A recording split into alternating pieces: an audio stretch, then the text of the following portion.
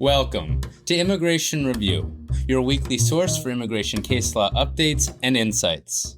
I'm your host, Kevin A. Gregg, a partner at the immigration, medical malpractice, and business litigation law firm Kurzban, Tetzeli, and Pratt, back again to review the week's precedential immigration cases, rummaging through the decisions so you don't have to. This podcast is sponsored by Serenade e-Immigration. If you're working in immigration law, you already know that there's never enough time in the day.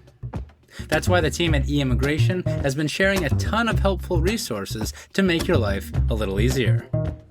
Head over to their resource center and you'll find on-demand webinars, practical tips for building your 2026 budget, and insights to help your team work smarter, not harder. Whether you're planning for growth or just trying to create a calmer workflow, there's something there for you. Check out eimmigration.com/IRP and start 2026 with more clarity and less stress. Or, of course, click on the special link in the show notes. This podcast is also sponsored by Gonzalez & Gonzalez Immigration Bonds. Immigration attorneys. Once you've secured a bond, let Gonzalez & Gonzalez take it from there. In business and family owned for 75 years, Gonzalez & Gonzalez helps other families post immigration bonds quickly, easily, and with full support every step of the way. Sure, you can post directly with DHS, but that means no guidance, no help when something goes wrong, and a 4 to 6 month wait for a refund. With Gonzalez & Gonzalez, families get hands-on help throughout the entire process and typically get refunds within 1 to 2 weeks of receiving the I-391 notice. Tired of being the point of contact for every bond question? Let Gonzalez & Gonzalez take those calls. They'll handle the paperwork, the system issues, and the family's concerns, so you can focus on what really matters, winning the case and helping your clients stay in the country. You can reach Gonzalez & Gonzalez at 833-409-9200. Their fee? Just 2% plus $40, and for bonds of $10,000 or more, they can defer the fee and deduct it from the refund. Financing options? They've got those too. Give Gonzalez & Gonzalez a call, check them out at immigrationbond.com, or click on their special link in the show notes. And as always, this show does not constitute legal advice and has no bias other than to keep you up to date and to enable you, my dear colleagues, to excel in court. So, without further ado, let's start the review.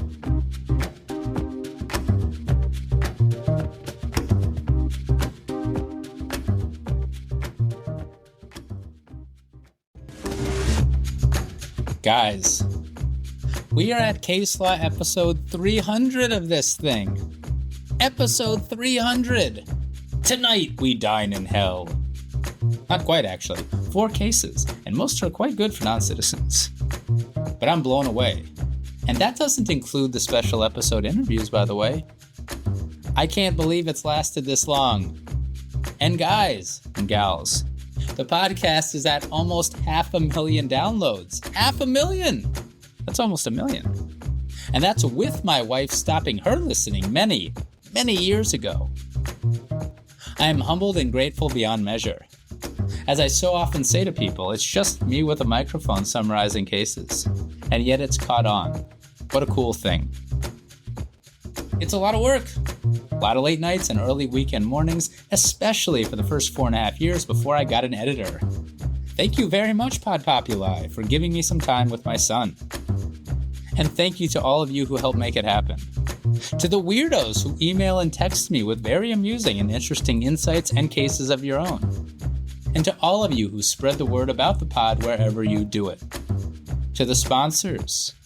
To my grandma and mom, listening away since episode 1, and my dad too. I know you're listening, Dad, I know it. And to the patrons. You wonderful, wonderful patrons, you special people. May EOIR and USCIS grant all of your cases. Amen. I love you all, and I'm honored to have been granted this journey. Perhaps most of all, I'm grateful to have this voice in and for the community during these unbelievable immigration times. Having this outlet to speak my mind and try to do good and try to have an impact has probably kept me sane. I hope it's helped you too, and I hope that you've found your own outlet. We keep fighting for a more just, empathetic world. Next stop, 1 million downloads and 1 million patrons. You can all do it. I believe in you. Good luck. We're all counting on you. Roger, Roger. Here are the cases.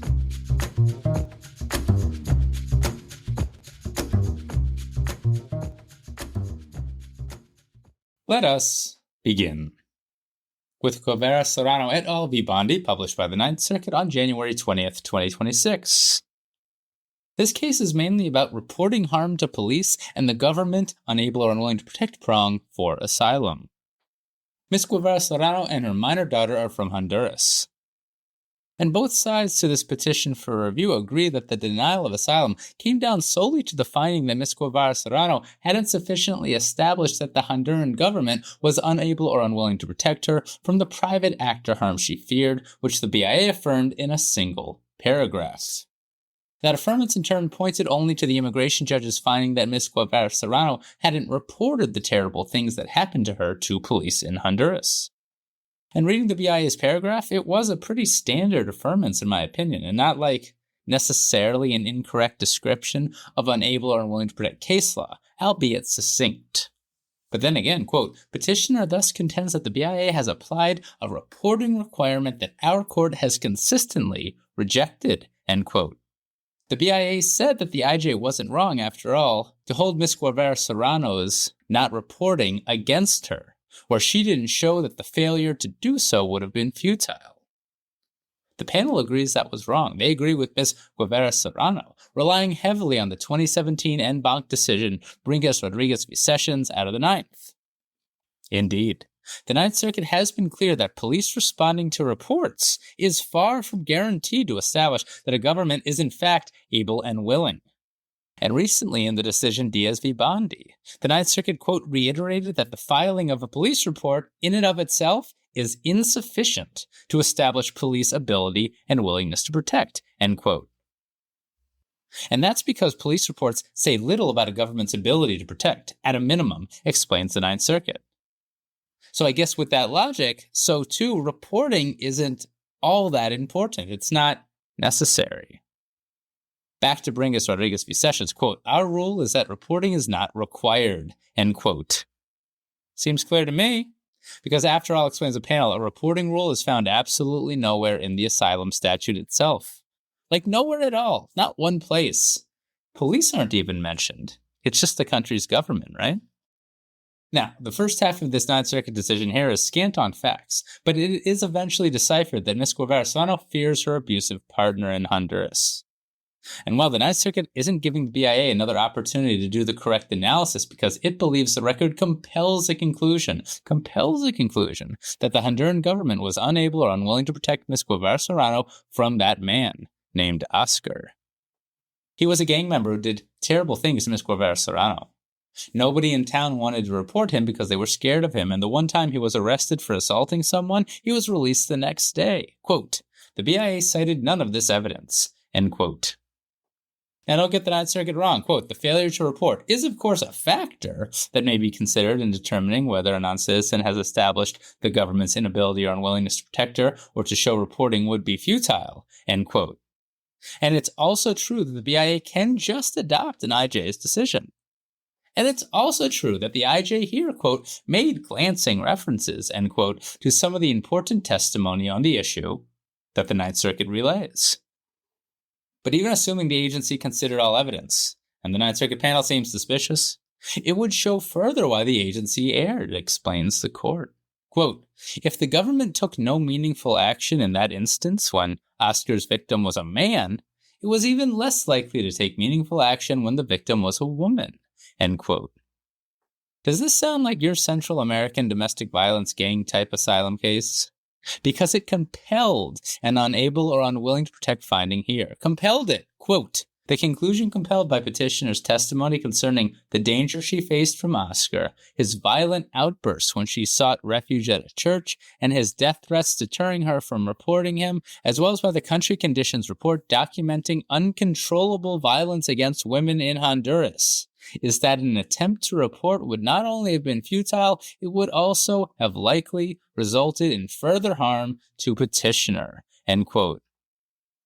Judge Friedland concurred to say that she believes that actually nexus was at issue too, and that the BIA was wrong about that too. Judge Friedland would flat out find nexus satisfied, and, well, that is not an insignificant thing to say with a case that's going back to the agency for further asylum analysis. And so, congratulations Kelsey Salas and Ulysses Solis, who are certified law students from Santa Clara University School of Law, as well as their supervising attorney, Evangeline G. Abriel. And that is Guevara-Serrano et al. V. Bondi.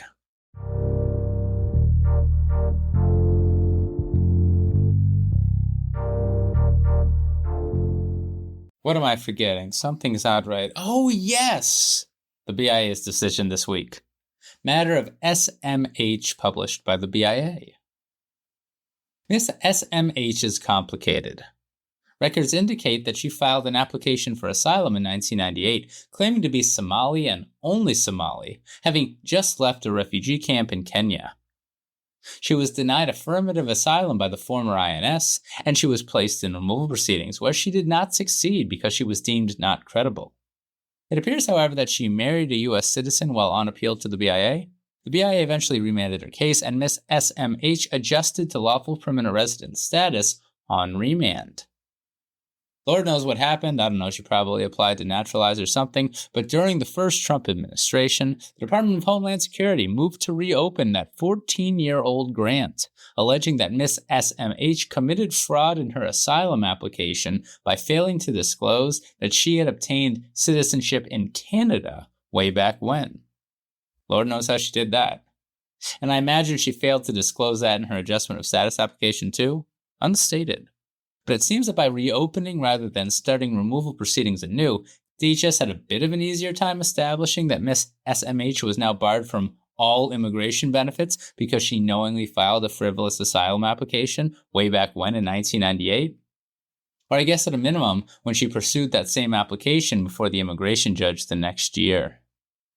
And IJ agreed with all that, took away Miss SMH's everything, and ordered her removed to Canada. How about that for a fact pattern? Don't get frivolous asylum cases that often on the podcast, so here we go. Quote, Section 208D6 of the INA provides that if the respondent has knowingly made a frivolous application for asylum and received notice of the consequences, the respondent shall be permanently ineligible for any benefits under the INA. End quote. Frivolous doesn't mean simply not credible. Rather, quote, an asylum application is frivolous if any of its material elements is deliberately fabricated, end quote. And that's from 8 CFR section 1208.20. Quote, an element of a claim is fabricated when it misrepresents the truth, end quote. Rounding it out, quote, a deliberate fabrication involves a knowing and intentional misrepresentation of the truth, end quote. And of course, the fabrication must be material to the asylum analysis. This decision here is about substance and procedure, but more procedure in my opinion. Starting with the substance, though. An IJ must provide specific and cogent reasons based on the preponderance of the evidence that an asylum application was frivolous. And that's after giving the non-citizen an opportunity to explain the apparent discrepancies that are frivolous. Done here and satisfied here, explains the BIA. Pretty easy in this case to the BIA, where Miss SMH obtained Canadian citizenship in Canada under a different name and didn't disclose it when she was applying for asylum. And it was certainly material, let's be honest, for multiple reasons, especially because it's Canada and she's got 2 citizenships. Although query whether it's material in the Second Circuit, where dual nationals can get asylum in the United States even if they wouldn't suffer harm in one of their other countries of citizenship. Just saying. And to paraphrase the Second Circuit's case law. So that's a substance, probably a frivolous thing, but on to procedure then. Case law and the regulations have long required that non-citizens be put on notice of the consequences of filing a frivolous asylum application, and that IJs cannot deem an application frivolous if the non-citizen hasn't been given the warnings. That is, that they'll be barred from, everything forever if it's frivolous. And as I understand it, and as all of you listening have experienced, IJs have, forever, believed that they must give the frivolous asylum warnings orally, or at least ensure that counsel has advised their client. No longer. The written warnings contained in the Form I-589 itself suffice, explains the BIA. Right above where the non-citizen signs, I believe, to be specific, and certainly the case here. The BIA explains that this aligns with decisions already issued in many circuits. And after all, explains the BIA, if oral notice by an immigration judge was always required, it would mean that a frivolous asylum finding could never be based on an asylum application that was filed and pursued before USCIS only. But that doesn't make sense to the BIA, given that DHS has decided to itself promulgate frivolous asylum regulations for USCIS as well. More persuasively to me, the statute requires frivolous warnings, quote, at the time of filing, end quote. So that's got to include USCIS 2, reasons the BIA. 5 pages in, the BIA explains their problem. In their 2010 decision matter of XMC, they seem to have implied that an IJ orally giving the warnings written on the asylum application satisfies the regulatory notice requirement. The BIA therefore clarified that it did not mean to state that oral warnings were always required, which does then beg the question why the discussion occurred at all in matter of XMC. After all, if it appears to be the case that an IJ literally need not say anything to anyone, why discuss oral warnings? But there you go. Quote, the warning language in the asylum application constitutes clear notice of the consequences for filing a frivolous asylum application and complies with the notice obligation under the INA, end quote, such that an IJ can then make a frivolous asylum finding if warranted in a given case without giving the warnings orally. Continues on, the BIA does. It does not matter that a non-citizen, like Miss SMH here, later withdraws the asylum application, or that here she did it before the immigration judge gave the frivolous warnings orally. She filed it once, in 1998 it appears, and that application had the warnings on it. No forgiveness in immigration. Do you hear? Rough stuff. And of course, explains the BIA, DHS didn't waive the frivolous asylum argument by failing to bring it up in those first proceedings. Quote, the fact that DHS was not aware of the frivolousness of the respondent's asylum application at the time it was adjudicated by the immigration judge does not prevent the immigration judge from later determining that the respondent filed a frivolous asylum application and does not relieve her of the consequences tied to such filing, end quote. All attorneys with lawful permanent resident clients seeking to naturalize who obtained their LPR status through or after having filed for asylum should be on red alert. Finally, explains the BIA, the IJ did not err by ordering Miss SMH removed to Canada, as Miss SMH appears to have conceded or not argued that issue many years ago. Something that, unlike with DHS, will very much preclude her from arguing about it now. And that's that. And so to be clear,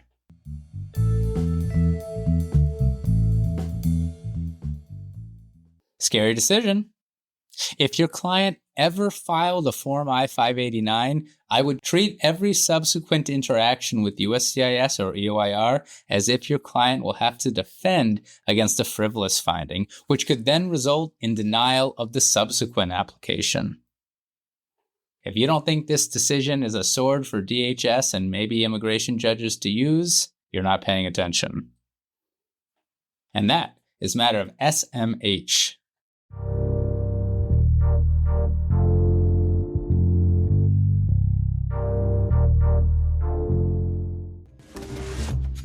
Not sure what to do when a client asks you about the EB-5 investor visa or how they can choose the right EB-5 project? That's where EB-5 support comes in.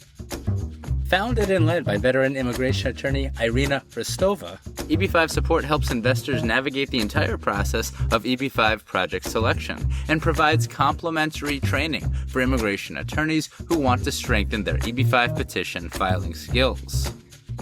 Visit eb5support.com. That's eb-5support.com.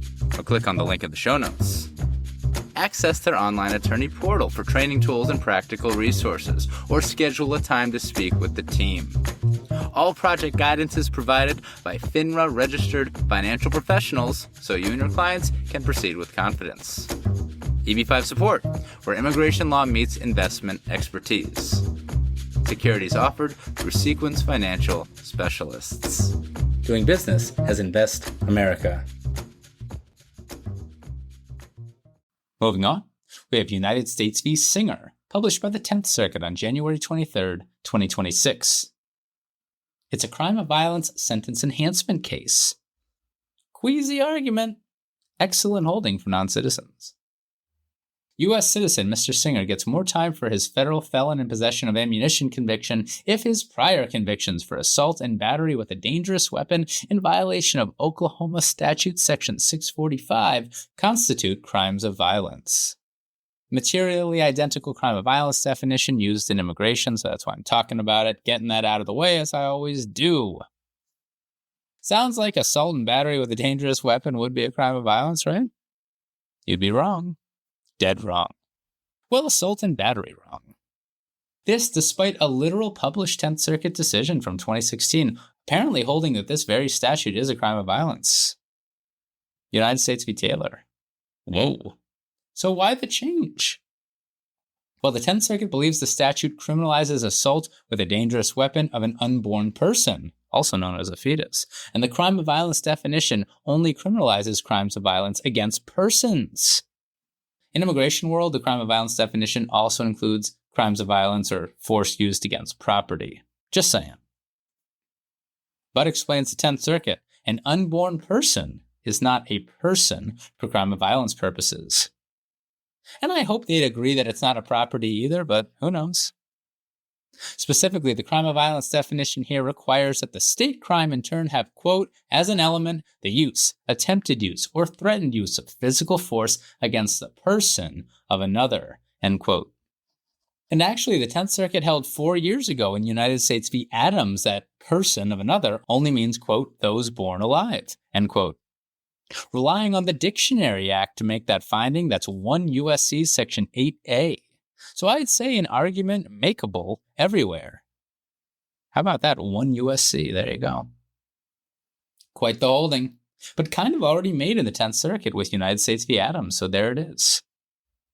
That goes to the next question then. Does Oklahoma's assault and battery statute apply to such unborn persons?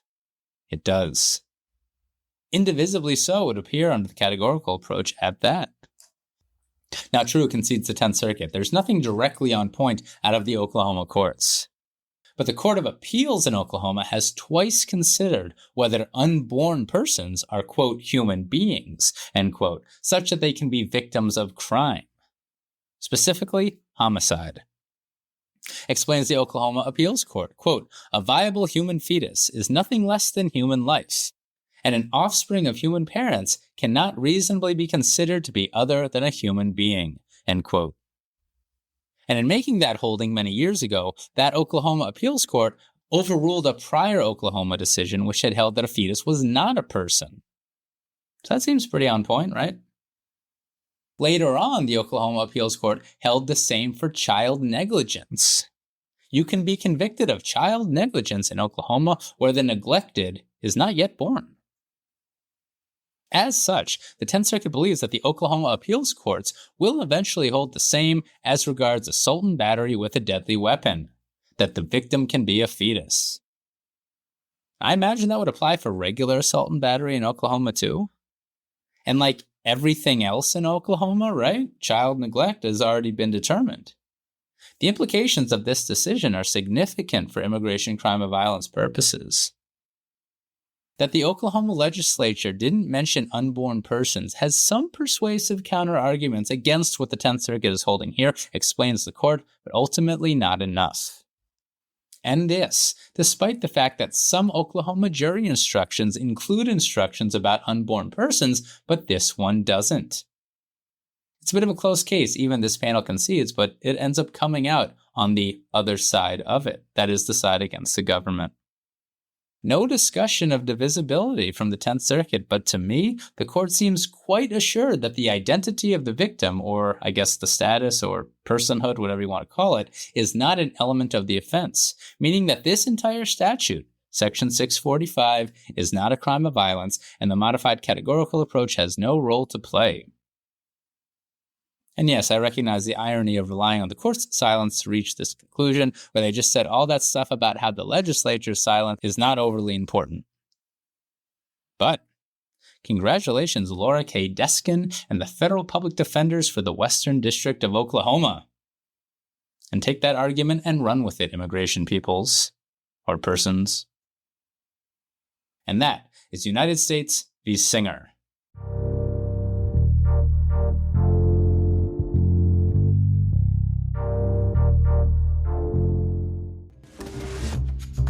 Picture this. It's 10 p.m. on a Friday. You finally sit down to dinner when your phone rings. A panicked client just received a USCIS denial and has no idea what to do. And you answer because that is what immigration lawyers do.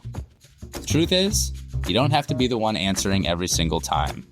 Staffy Live gives you 24/7 bilingual intake specialists who handle those urgent calls with the same empathy, precision, and professionalism that your clients expect from you. And with Staffy Outsourcing, the casework that absorbs your nights and weekends disappears from your plate. Document collection, forms, evidence, packages. They prepare everything. All you do is review and submit to USCIS. I-130s, I-45s, waivers, adjustments, and more than 18 additional immigration case types. Staffy's team handles the workload so you can focus on the legal strategy that only attorneys can provide. Hundreds of immigration attorneys already use Staffy Live and Staffy Outsourcing to reclaim their evenings, their weekends, and their peace of mind without sacrificing client care. And right now, your first 3 cases are free when you get started. Visit staffy.cc or call 786-891-5619 or click on that special link in the show notes. Because you deserve a practice that grows without burning you out. Elevate your advocacy and storytelling skills at the annual Immigration Court Trial Advocacy College. Registration is now open. The annual Immigration Court Trial Advocacy College convenes every year in April, only in Kansas City, Missouri, hosted by the Pen and Sword, that awesome community resource founded by Reka and Michael Sharma Crawford. This year, the program has been reimagined and reworked to address the current climate of aggressive deportation enforcement. These times are not ordinary, so the program had to be extraordinary. Expanding from 3 to 4 days, the Trial College provides comprehensive training from beginning to end, real cases taught by real litigators in real courtrooms. The skills you need, the confidence you deserve, and the mentors you look up to, all in one place. Register early to avoid disappointment at www.thepen-and-swordkc.org or at the special links in the show notes.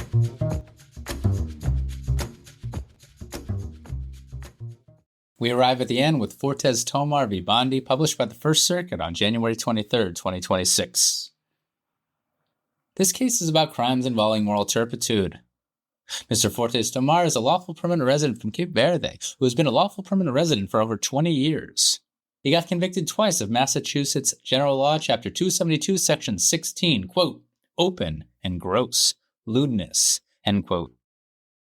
2 CIMTs not arising out of a single scheme of criminal conduct make a lawful permanent resident removable, so that's why this case is about CIMTs. If he'd become a citizen, by the way, we wouldn't be talking about him at all. An immigration judge and the BIA held that they were CIMTs. The First Circuit here held that they weren't. Mr. Fortes Tomar gets to keep his green card. A CIMT, explains the First Circuit, describes criminal conduct, quote, that shocks the public conscience as being inherently base, vile, or depraved, and contrary to the accepted rules of morality and the duties owed between persons or to society in general, end quote. And it also requires a culpable mental state. For whatever reason, explains the First Circuit, the BIA has long held that indecent exposure is not inherently turpitudinous. Most recently, in matter of Cortez Medina, 2013. Rather, indecent exposure statutes can only possibly be CIMTs if they criminalize, quote, not only the willful exposure of private parts, but also a lewd intent, end quote. So that means first we need to know what lewd means. Well, the court believes that Cortez Medina, quote, embraced the definition of lewd intent restricted to sexually motivated exposure, whether it be for sexual gratification, sexual affront, or some other sexual purpose entirely, end quote. relying on the Ninth Circuit there too. So I guess like a statute that permits conviction where the individual is urinating in public can't possibly be a CIMT, right? No lewd intent. Question then is does the Massachusetts law section 16 necessarily require a sexual purpose showing? Here are the elements.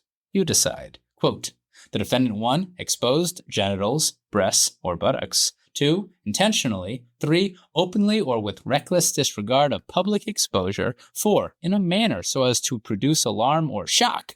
5, thereby actually shocking or alarming one or more persons. End quote. I don't see anything sexual there, do you? Describes more like a naked menace. Penis the menace, if you will. Is that still PG-13? Can I say that? I think it's funny. First off, actually, the intent mens rea at element 2 is about the exposure itself, not about what the exposure causes, that is element 5. So that intentional mens rea doesn't go all the way into the alarm and shock element. That's an important oil argument rejected. And this is because of how this particular statute is written. I'll propose nothing, though. Remember, massholes, you can't get convicted for accidentally exposing a genital. Young people from Comav to Copley Square to the Middle East in Cambridge, rejoice. That alone is pretty rough for a CIMT finding, but Massachusetts case law indicating that a sexual intent isn't required destroys it. The openness requirement, for example, simply means that our naked menace must impose his or her, but let's be honest, almost always his, nakedness upon an unsuspecting or unwilling audience. And who among us hasn't been on the other end of such friendly fire? But that's not lewd. It's just generally surprising. But, quote, a defendant need not intend to arouse his own sexual desires or intend to impose his sexuality on others, end quote. You just gotta want to let his freak flag fly. Mooning or sunbathing might cut it, believes the court, and not a CIMT. That shock or alarm must be caused, A, isn't necessarily sexual, and B, says nothing of the actor's intent. It actually just describes the impact on witnesses, right? So not overly instructive to the CIMT analysis, says the First Circuit. Massachusetts courts have interpreted this as an objective requirement rather than a subjective intent analysis, and that's a big difference for CIMTs. Flat out, shocking nudity need not be lewd, aka sexual.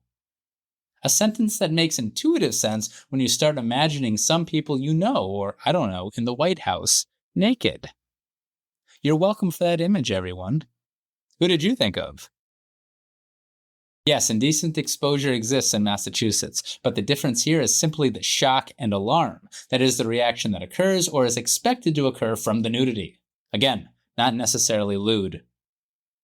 The First Circuit also relies on a non-precedential Massachusetts appeals court decision to get here, which is totally fine to satisfy the realistic probability test if needed, explains the court in a footnote. And in light of all this, it doesn't matter that Oil came in with lots of convictions where the conduct was indeed lewd. You only need one in the opposite direction if you need to satisfy the realistic probability test. By the way, because of all this, the 1946 decision Matter of J is bad law in the First Circuit, seems to explain the court in a footnote. How about that for some collateral damage? Kawawa Matter of J. Believing there's nothing left for the agency to do on the matter of pure legal question, the First Circuit believes this the rare circumstances where its outright reversal is required, rather than a remand for further consideration by the agency. Mr. Fortes Tomar gets to keep his green card. Though may I suggest keeping, whatever it was, twice, covered up from here on out. And so, congratulations, Maria S. Wong of the Committee of Public Counsel Services, as well as Tiffany J. Liu, Rafael Bichara, and Meredith Gundesblatt from the Crimmigration Clinic at the Harvard Immigration and Refugee Clinic Program, along with Alexander Arnold and Clarty and Steinberg LLP on brief for the Massachusetts Association of Criminal Defense Lawyers as amicus. And that is Fortes Tomar v. Bondi.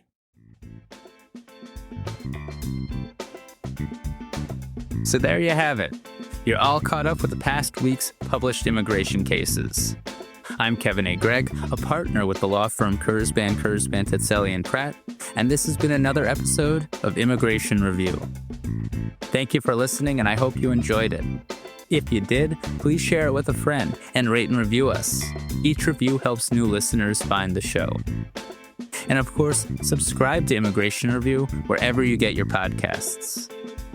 If you like what we do and want to become a patron of the show, please check out our Patreon page at www.patreon.com/Immigration Review or click on the link in the show notes. And if you're interested in an official Immigration Review CLE certificate, email me at kgreg@kktplaw.com with your full name and the episode numbers for the 10 shows you've listened to. Also, feel free to email me with questions, comments, or anything at all, and follow the show on Instagram and Facebook at Immigration Review, or send us a tweet at ImReview. That's IMM Review. And you know, we're always interested in hearing listener feedback. Like this review about the episode you just listened to from my very young son. Son, how did you like that episode?